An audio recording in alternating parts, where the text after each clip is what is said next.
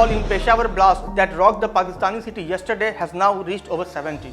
More than 150 have been reported to be injured or grievously wounded in this suicide bomb blast that apparently targeted policemen praying in a mosque within the tightly guarded police headquarters area.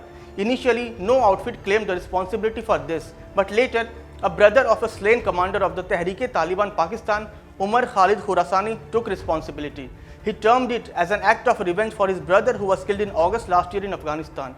Yesterday's attack is so far the biggest one carried out by the TTP, whose main targets in the last few years have mostly been security personnel and their installations. In this video, we take a look at the emergence, rise of this outlawed outfit TTP, that is Tehreek Taliban Pakistan, along with discussing how Pakistan has become a victim of its own policies of harboring terrorist organizations in its backyard. But before that, don't forget to like, share and subscribe to One India. The Tehreek Taliban Pakistan, also known as the TTP or simply the Pakistani Taliban, is the largest militant organization fighting against the legitimate state in Pakistan. TTP's aim is to implement its interpretation of Sharia in Pakistan, especially in the tribal areas. Its origin can be traced back to the developments post 9/11 and after the USA attacked Afghanistan in the wake of it. Tehreek Taliban Pakistan was established by Al-Qaeda allied tribal militants in Pakistan who before 9/11 had fought in Afghanistan to support the Taliban regime in Kabul.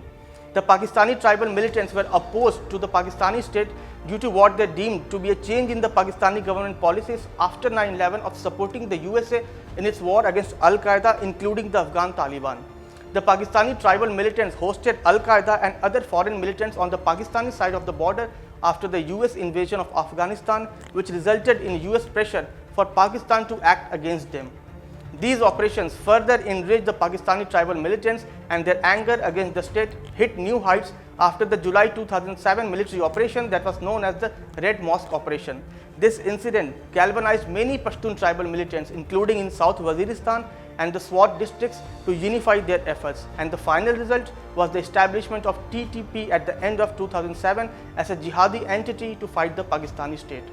After this, the TTP not only grew to become the most dangerous terrorist threat inside Pakistan, taking control of swaths of Pakistan's tribal areas, but it also directly threatened the US homeland. In 2010, it made a failed attempt to detonate an explosive device in New York City's Times Square. Later, US drone strikes and Pakistan's Zarb-e-Azb military operation launched in June 2014, as well as Pakistani intelligence operations, degraded the group's presence in Pakistan's northwestern tribal region.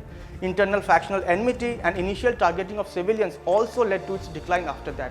And perhaps the most important reason it got alienated was the 2014 attack in Peshawar's army school that had left over 100 school children dead. That attack had earned TTP the anger and lambasting of the local as well as global jihadi organizations. Even Osama bin Laden was said to have criticized them for this reckless and nonsensical attack. In last couple of years, the revival of Taliban in Afghanistan has led to the resurgence of the TTP. It has also grown strong because one of its main competitors in the region, the ISKP, that is Islamic State in Khorasan province, has been on a downward spiral. In 2018, the TTP made a change in its modus operandi. It redirected its fighters away from attacking civilians and religious minorities, advocating instead targeted violence against Pakistani military personnel and intelligence operatives. Another major change that it declared in its manifesto was that it would no longer vie for global jihad or global aspirations and would focus solely on Pakistan. Since Taliban's Kabul takeover, the TTP has once again become active in the northwest tribal areas of Pakistan, part of Khyber Pakhtunkhwa province. Peshawar is the capital of this province. Last year alone, TTP was responsible for over 150 attacks across Pakistan that killed dozens. On 28 November last year, TTP's defense chief Mufti Muzahim had announced the end of the ceasefire with Pakistan and had called for nationwide attacks. In December, the TTP held policemen and army officials hostage after seizing control of a counter-terrorism facility in Bannu, located just outside North Waziristan, a tribal-dominated district in Khyber Pakhtunkhwa province. After talks failed, the Pakistani army launched an operation that resulted in the death of 33 TTP fighters and 2 SSG commandos. Last December was the deadliest month in the country, with Pakistani security forces losing 40 personnel in attacks. In recent times, tensions have also increased between the two sides since the killing of Al-Qaeda chief Ayman al-Zawahiri in Kabul in July 2022 by the United States. Questions had erupted over Pakistan's role in this incident, and most importantly, Pakistan's policy has always been of distinguishing between good and bad Taliban. But lately, both sides of militant groups have aligned with each other, leaving that distinction of Pakistan's policy null and void. So, the long-standing official or unofficial position of Pakistan of making a distinction between terrorist groups is backfiring massively, and it is hurting the country, whether it believes it or not. We hope you would like this new video. Thank you for watching.